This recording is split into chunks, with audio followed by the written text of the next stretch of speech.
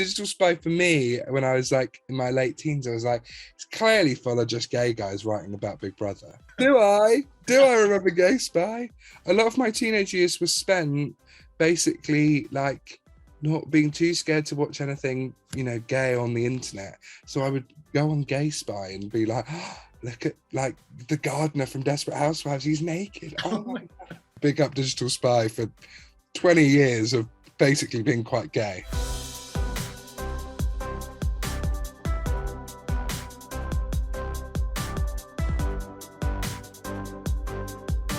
When I was writing Big Boys, I watched the Miseducation of Cameron Post and I loved it. There was a scene in the very beginning, opening bit, a prom scene where Cameron Post, when she's at prom and she's got like the girl that she obviously like loves next to her, but she's at prom and she's got to have this guy stand and put his hips behind her and his hands on her waist, and how visibly uncomfortable she is, about how she's like having to ride it through the smile, like, you know, and just be like, you know. And I took there was a little at the top of episode 5, I'm trying to sort of pay homage to that film and to that scene because I feel like it was incredible. Like, I think the whole film's amazing, and you know, and it's traumatic.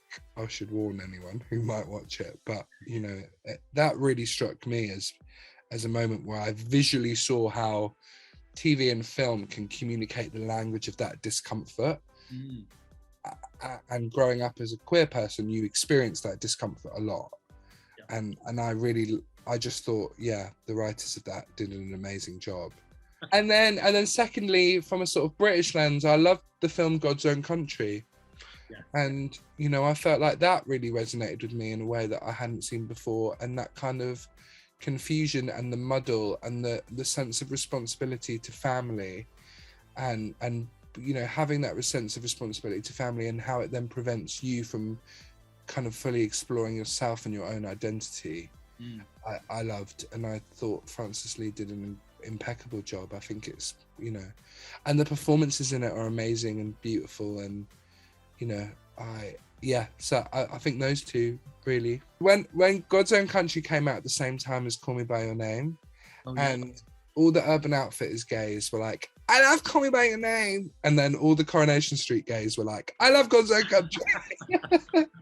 And I felt like more of a Coronation Street gay at the time. I love both films, but you know. Yeah. I think my advice is to firstly, like, know that even when you're hearing all the hate in the world, like, there's still going to be so many people out there who are going to offer you like nothing but love and support, and you know, it's impossible to drown out the good, if that makes sense. Yeah.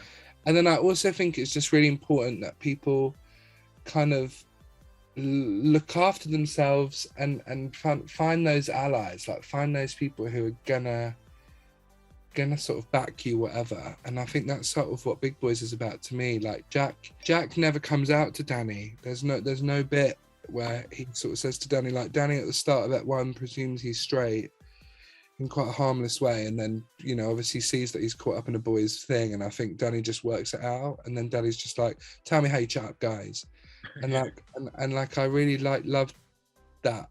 For me, I sort of didn't even realize I'd written it like that. I didn't write it like that on purpose. And then everyone, when we were sort of talking, was like, I love that Jack never comes out to Danny. And I was like, oh, I didn't even realize that. And I think that's the power of a good ally. You know, it's the power of someone who is going to help you find yourself without caring, you know, the ways in which you want to do it and the parameters of that. So yeah, find the good allies, find a Danny.